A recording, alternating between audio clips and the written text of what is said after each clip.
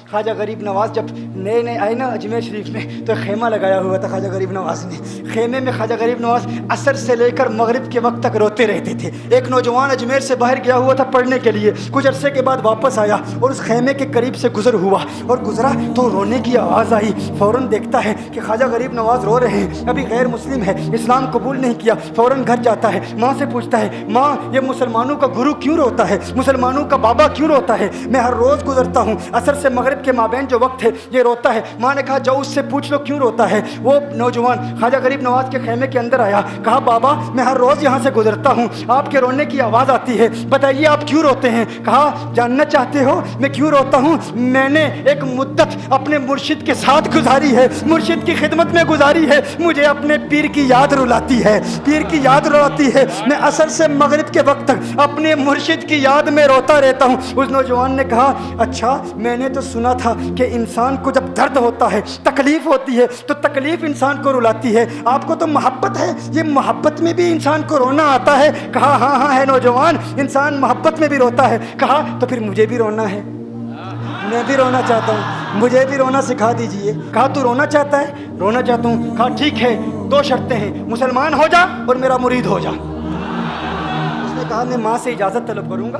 ماں کے پاس گیا اجازت لینے کے لیے. ماں نے کہا تو ضدی ہے, جب تو ارادہ کر لیتا ہے, جو ارادہ کرتا ہے تو پورا کرتا ہے, جا جو کرنا چاہتا ہے کر لے. خواجہ غریب نواز کے بارگاہ میں حاضر ہوا, عرض کرتا ہے بابا میں پھر مسلمان ہونا چاہتا ہوں, مجھے مرید کر لیجئے. خواجہ غریب نواز نے مرید کر لیا, خواجہ غریب نواز کا مرید ہو گیا. اب خواجہ غریب نواز نے کہا اب وقت سارا میرے ساتھ گزرے گا, ناشتے کے وقت خواجہ غریب نواز کے ساتھ, سحری کے وقت خواجہ غریب نواز کے ساتھ, سحر کے وقت خواجہ غریب نواز کے ساتھ, پورا دن اسے خواجہ غریب نواز کے قرب کی کچھ ایسی عادت ہو گئی, خواجہ غریب نواز کا دیوانہ ہو گیا, ان کا عاشق ہو گیا. کچھ عرصہ گزرا, خواجہ غریب نواز نے فرمایا اب تیرے لیے 3 دن کی چھٹیاں ہیں, 3 دن کے لیے چھٹیاں ہیں, 3 دن کے لیے چلا جا.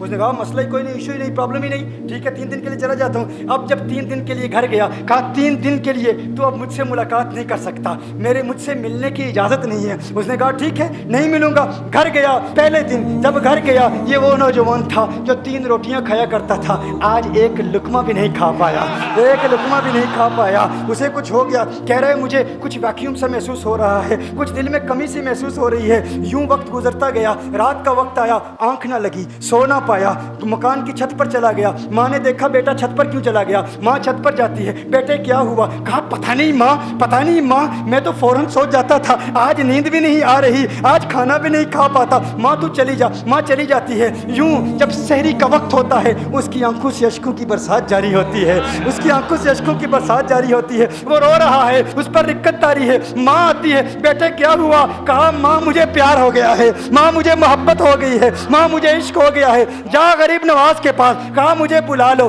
اب یہ جدائی برداشت نہیں ہوتی, اب مرشد کی جدائی برداشت نہیں ہوتی. ماں فوراً خواجہ غریب نواز کی بارگاہ میں حاضر ہوتی ہے. کہا میں نہیں جانتی ہے مسلمانوں کے بابا, تو نے میرے بیٹے کو کیا دے دیا, تمہارا تعلق نہیں سمجھ پاتی, تمہارا رشتہ نہیں سمجھ پاتی, لیکن وہ تو رو رہا ہے, کہتا ہے واپس بلا لو. خواجہ غریب نواز نے کہا نہیں ابھی وقت نہیں ہے, میں اپنی زبان میں کہتا ہوں. گویا کہ خواجہ غریب نواز نے کہا ہوگا ابھی تو ابتدائی عشق ہے, روتا ہے کیا, آگے دیکھ ہوتا ہے کیا. تیری تمنا تھی, تیری خواہش تھی کہ محبت میں رونے کی عادت ہو جائے, ابھی تو ابتدا ہے. ماں کو واپس بھیج دیا, کہا واپس چلی جا. اسے کہا ابھی اجازت نہیں ہے, وہ واپس چلی جاتی ہے. بیٹے کو بتاتی ہے کہ ہے میرے بیٹے وہ تو اجازت نہیں دے رہا. کہا ماں سن لے, اب اگر نہ بلایا تو میں مر جاؤں گا, یہ محبت مجھے مار ڈالے گی. ماں اگر مجھے زندہ دیکھنا چاہتی ہے تو میرے مرشد کو راضی کر لے, میرے مرشد کو بتا دے اب یہ جدائی برداشت نہیں کر سکتا. ماں فوراً غریب نواز کی بارگاہ میں حاضر ہوتی ہے.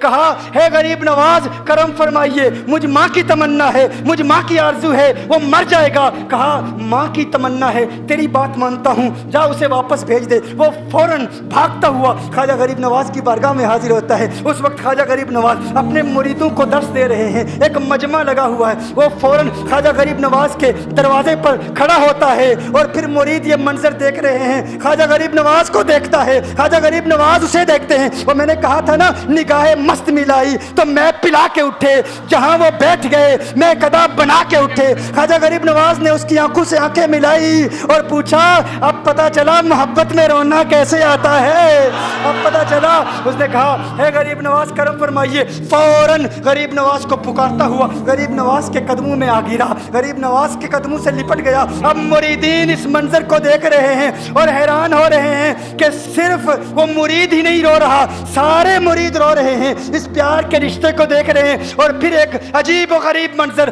ख्वाजा गरीब नवाज ने कहा, आज रात तूने खाना खाया था? कहा नहीं खाया था, नहीं खाया था। ख्वाजा गरीब नवाज ने फरमाया, मैंने भी नहीं खाया था, मैंने भी नहीं खाया था, मैंने भी नहीं खाया था। फिर ख्वाजा गरीब नवाज ने फरमाया, आज रात सोया था? कहा नहीं सोया था। कहा आंख मुझे भी नहीं लगी, नींद मुझे भी नहीं आई। ये मंजर सब मुरीद देख रहे हैं, वो मुरीद भी रो रहा है और ख्वाजा गरीब नवाज की आंखों में अश्कों की बरसात जारी है। ये वो रोने वालों का मकाम है।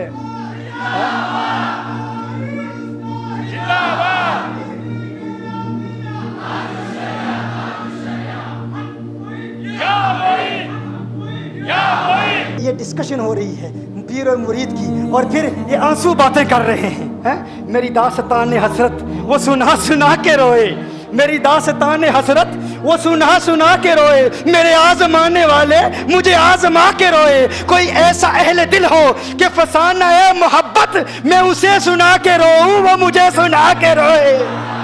मैं उसे ये रोने और हम रोने पे आ जाएं तो दरिया ही बहा दें। ये चिश्तियों का रोना है, हम रोने पे आ जाएं तो दरिया ही बहा दें। शबनम की तरह हमें रोना नहीं आता।